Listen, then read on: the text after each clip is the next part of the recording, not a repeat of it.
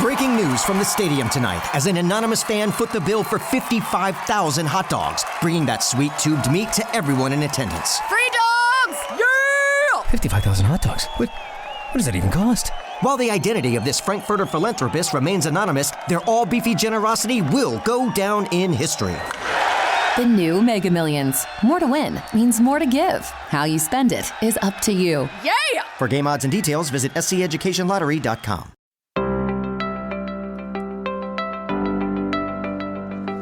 Los seres humanos somos seres sociales, no solo porque nos guste charlar, compartir noticias o pasarnos vídeos de gatitos, sino porque nuestra propia supervivencia como especie ha dependido de repartirnos tareas, comunicarnos y cooperar. Si pensamos en otros ejemplos de seres sociales, lo más probable es que nos vengan a la cabeza las abejas o las hormigas. Estas dos familias de insectos forman comunidades. Sus miembros tienen funciones especializadas y comparten algún sistema de comunicación para marcar el territorio o enviar mensajes sobre la calidad de la comida que han encontrado. ¿Y las bacterias, unos microorganismos aparentemente simples y primitivos, son capaces de coordinarse? ¿Pueden relacionarse con sus iguales y con otros seres vivos? Ciencia. Ciencia. Ciencia. Ciencia. Ciencia. Ciencia. Ciencia. Ciencia. Ciencia para leer. Un podcast con las voces del CSIC. Hola, soy Carmen Guerrero y hoy en Ciencia para Leer hablamos de bacterias. Estos organismos unicelulares no comparten fotos de su último viaje en una cuenta de Instagram ni acuden a bares con sus colegas, pero tienen un comportamiento social bastante intenso. Lo sabe bien Manuel Espinosa, quien lleva estudiándolas varias décadas.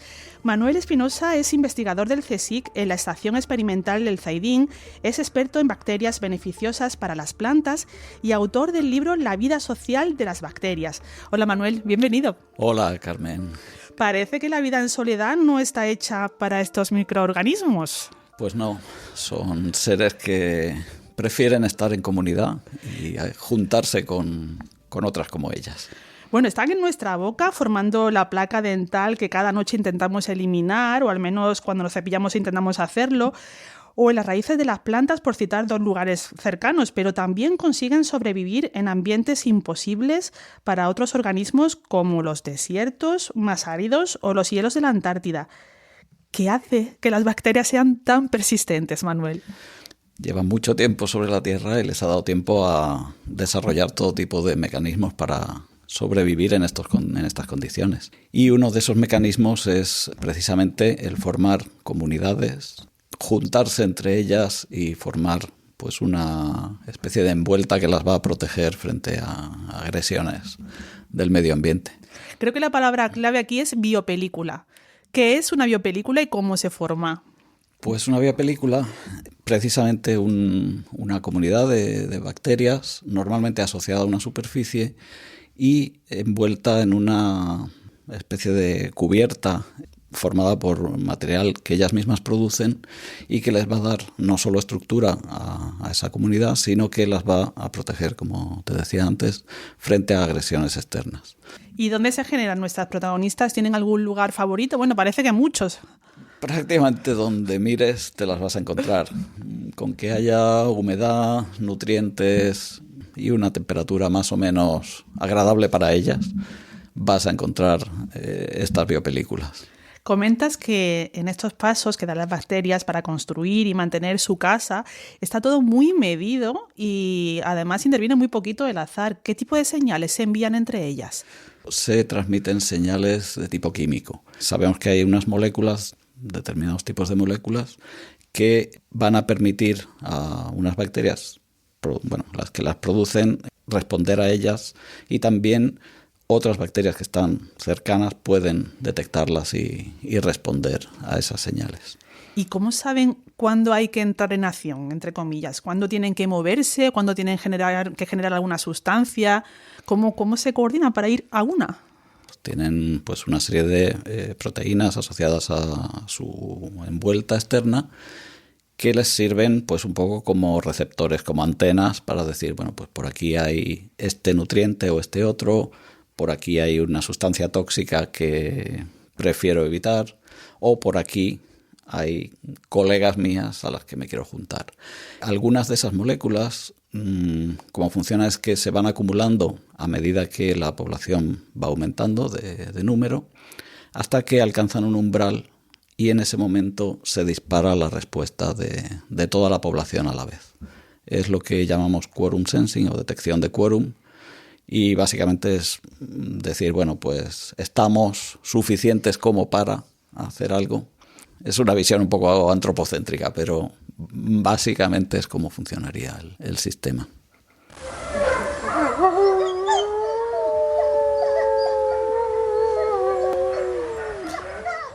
Sí, esto que suena es el aullido de varios lobos y no nos estamos confundiendo de capítulo, seguimos hablando de la vida social de las bacterias y quería preguntarte, Manuel, hemos puesto este audio porque hay un grupo llamado Mixobacterias al que comparan los científicos y científicas con una manada de lobos. ¿Qué hacen para parecerse a estos mamíferos, las bacterias? Bueno, Carmen, ya sabes que a los humanos nos gusta comparar lo que descubrimos con cosas que ya conocemos. Claro, y si es con nosotros mismos, mejor, si es con nosotros ¿no? Pero mismos, mucho mejor. En este caso es con lobos. En este caso con lobos. Las mixobacterias son un grupo de bacterias que viven habitualmente en suelos y que tienen un comportamiento, pues digamos, social bastante curioso. Son capaces de desplazarse todas juntas y incluso cuando encuentran alguna bacteria suelta por ahí que no es de su especie, rodearla y aprovechar para matarla y consumir los nutrientes correspondientes.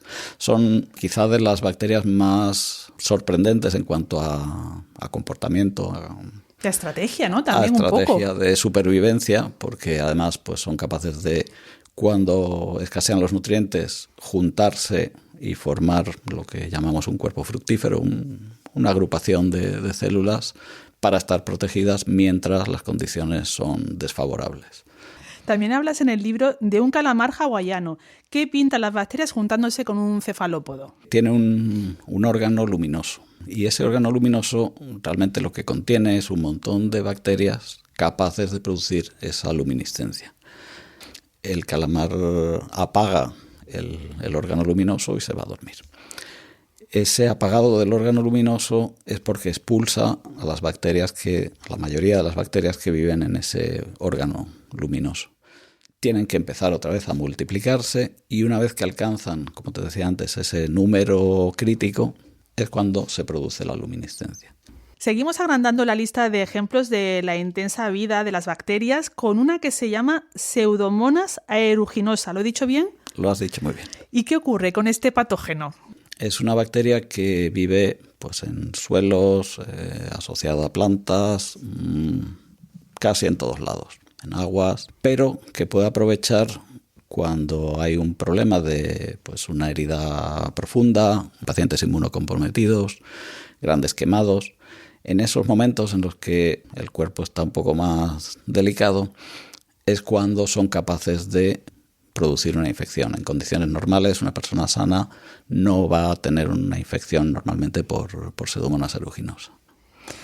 Las bacterias son tan sociables que también hablan con extraños. ¿Con qué otros organismos se comunican o se relacionan, Manuel? Pues se relacionan con casi todo lo que encuentran por ahí. De hecho, este mismo tipo de moléculas que les sirven a ellas para detectarse y coordinarse, las hemos encontrado que pueden determinar pues, interacciones con hongos, con plantas, incluso con nosotros mismos. Algunos miembros de la comunidad científica proponen que los organismos multicelulares, como los seres humanos, sean considerados no como un organismo aislado, sino como una comunidad formada por múltiples seres vivos. ¿En qué consiste este nuevo enfoque? O no sé si es tan nuevo. Básicamente lo podemos resumir en que no es que yo soy yo y mis circunstancias, sino yo soy yo y mi microbioma. Ajá. Los microorganismos que viven asociados conmigo. Realmente, si lo piensas, ahora que te estoy viendo, pues lo que estoy viendo es más de número de células bacterianas que de células tuyas. Ahí va que me está dando miedo. No pasa nada. Sin ellas no estarías aquí.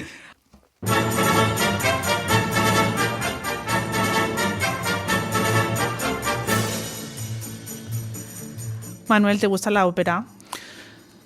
Me gusta, no es mi género musical favorito, pero yo soy muy musical. Ah, bueno, es que como uno de los capítulos de tu libro, el tercero, se llama Interludio Evolutivo, pues hemos puesto el comienzo de Aragonés, que es el interludio musical de la ópera Carmen de Bizet.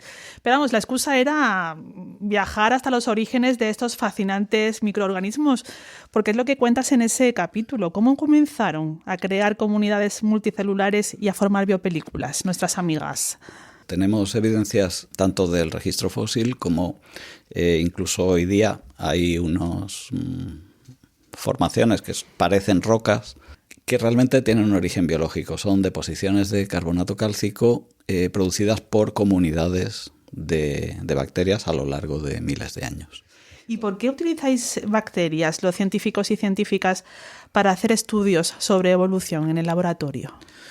Bueno, piensa que en condiciones óptimas, algunas especies de bacterias son capaces de multiplicarse en muy poco tiempo. Por ejemplo, de algunas bacterias en 20 minutos, pues a partir de una puedes tener 2, en otros 20 minutos 4, 8, 16, etc. Y así exponencialmente. Uh-huh. De manera que en poco tiempo pasan muchas generaciones. Eso nos permite, pues bueno, ver cómo va evolucionando un cultivo bacteriano a lo largo de un periodo razonable de tiempo. ¿Y destacarías algún experimento sobre evolución que sea especialmente interesante o llamativo? No sé. Un científico americano llamado Richard Lenski inició 12 cultivos de una bacteria en paralelo y todas las mañanas iba trasvasando un poquito de ese cultivo a un matraz nuevo con medio para que tuvieran nutrientes para volver a multiplicarse, así sucesivamente todos los días durante 34 años. El experimento sigue en marcha, no está, Lenski ya está jubilado. No está concluido aún. No es que no esté concluido, es que se sigue manteniendo para a lo largo de ese tiempo ir tomando muestras, ir viendo qué les pasa a esas poblaciones, cómo van cambiando pues, a nivel genético, a nivel de adaptación al medio en el que están siendo cultivadas, cómo va evolucionando su fisiología. Piensa que esos son, pues no me acuerdo cuántas generaciones, pero pueden ser 75.000 generaciones, que para nosotros sería como pues desde que los primeros ancestros de lo que es el ser humano empezaron a tallar piedras hasta ahora. La llaman la pandemia silenciosa, pero los investigadores hablan alto y claro. Un estudio de The Lancet advierte de que los antibióticos están perdiendo la batalla frente a las bacterias, especialmente entre pacientes de la tercera edad. Lo escuchábamos en esta noticia como en otras muchas que aparecen en los informativos. La resistencia a los antibióticos es uno de los grandes desafíos de la biomedicina.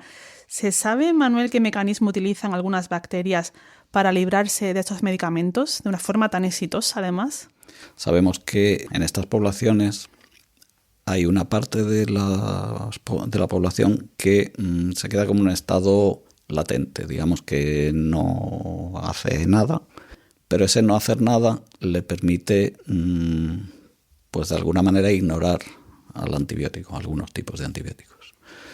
¿Eso qué implica? Pues que en un momento dado, cuando se retira el antibiótico, esas bacterias que han sido capaces de sobrevivir pueden volver a multiplicarse y volver a provocar una infección.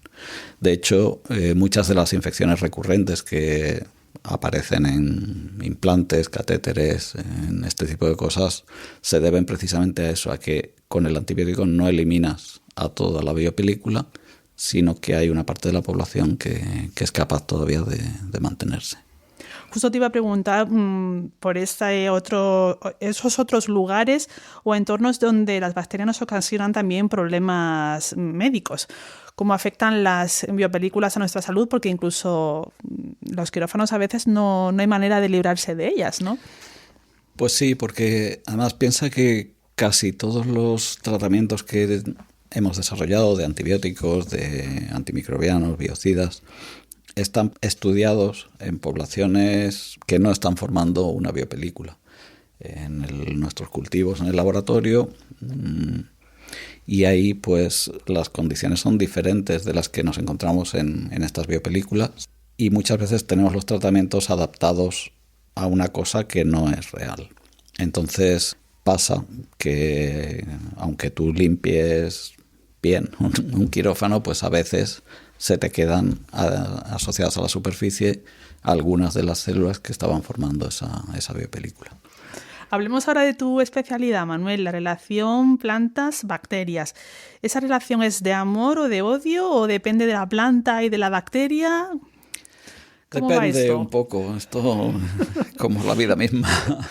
Cada vez hay más la idea de que hay un poco una selección de las poblaciones que se van a asociar con la planta por la propia planta. Entonces, bueno, hay algunas bacterias que son más promiscuas, se van con cualquiera, y en otros casos hay una selección muy, muy concreta de unas determinadas especies. Y todo este conocimiento que nos has explicado sobre la coordinación, la interrelación de comunidades bacterianas, cómo se señalizan, cómo se unen para un fin común, ¿esto cómo se puede aplicar?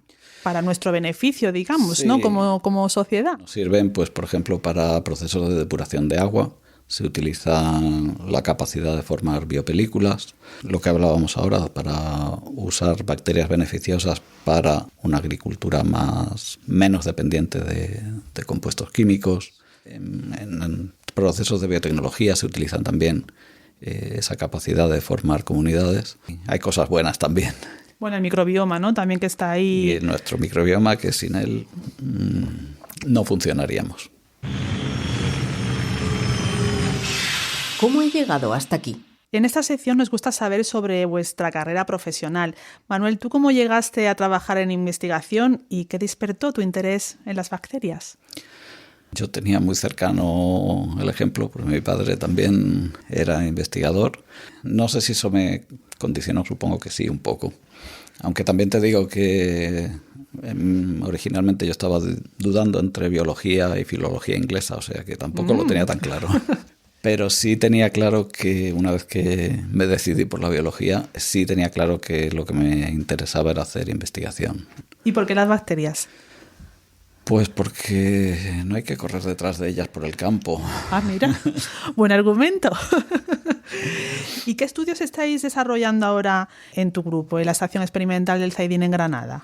Pues mira, nosotros trabajamos, te decía, con bacterias que son beneficiosas para las plantas. ¿Sí? Y trabajamos un poco en dos aspectos. Un aspecto un poquito más aplicado, cómo utilizar estas bacterias para favorecer el crecimiento de plantas, sobre todo en condiciones adversas, con la idea también un poco de reducir el uso de fertilizantes de origen químico. Y luego tenemos una parte mucho más de ciencia básica, de analizar cómo son todos estos procesos que permiten a las bacterias asociarse con las plantas, qué elementos están interviniendo ahí, qué señales del ambiente o de la propia planta pueden intervenir en esa interacción. Sabemos que si una bacteria, por muy aparentemente fantástica que sea en el laboratorio, si no es capaz de colonizar bien a la planta, si no es capaz de interaccionar bien con la planta, no va a funcionar luego. La contraportada. Ahora te voy a pedir que resumas en 1 minuto el contenido de tu libro. Hay una primera parte en la que intento hacer un repasito rápido a la historia, cómo hemos llegado hasta aquí, cómo hemos llegado a saber que las bacterias tienen vida social. Hablo un poquito de cómo se producen esas comunidades de las que hablábamos, esas biopelículas, qué elementos intervienen, cómo está regulado. Es un proceso que, bueno, una parte de azar hay, pero hay una parte muy importante de regulación y de unos pasos sucesivos. Hablo un poquito de evolución, de cómo estos procesos son importantes para la evolución de los microorganismos y cómo han influido o influyen en procesos que nos afectan a todos. Bueno, una visión un poquito general de esto. Intento dar ejemplos y comparaciones que sean relativamente sencillas de entender, aunque también hay partes que son complicadas y lo reconozco. Bueno, entre bacteria y bacteria se nos agotó el tiempo. Manuel Espinosa, investigador en la Estación Experimental del CEDIN y autor de La vida social de las bacterias, muchas gracias por acompañarnos y por descubrirnos las relaciones de estos seres unicelulares de los que aún tenemos mucho que aprender, ¿verdad? Todavía nos queda mucho por saber y sí, mucho por investigar. Así que gracias, Carmen, por recibirme aquí. A ti. Hasta aquí llega el capítulo de Ciencia para Leer. En la producción ha estado Erika Delgado y Yaisa González y delante del micro Carmen Guerrero. Muchas gracias por estar al otro lado y hasta la próxima lectura.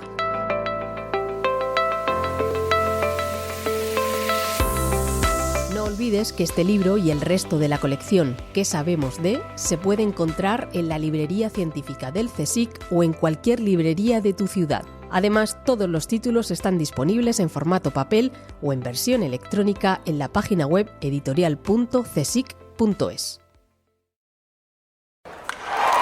Breaking news from the stadium tonight as an anonymous fan foot the bill for 55,000 hot dogs, bringing that sweet tubed meat to everyone in attendance. Free dogs! Yeah! 55,000 hot dogs? What does that even cost? While the identity of this Frankfurter philanthropist remains anonymous, their all-beefy generosity will go down in history. The new Mega Millions. More to win means more to give. How you spend it is up to you. For game odds and details, visit sceducationlottery.com.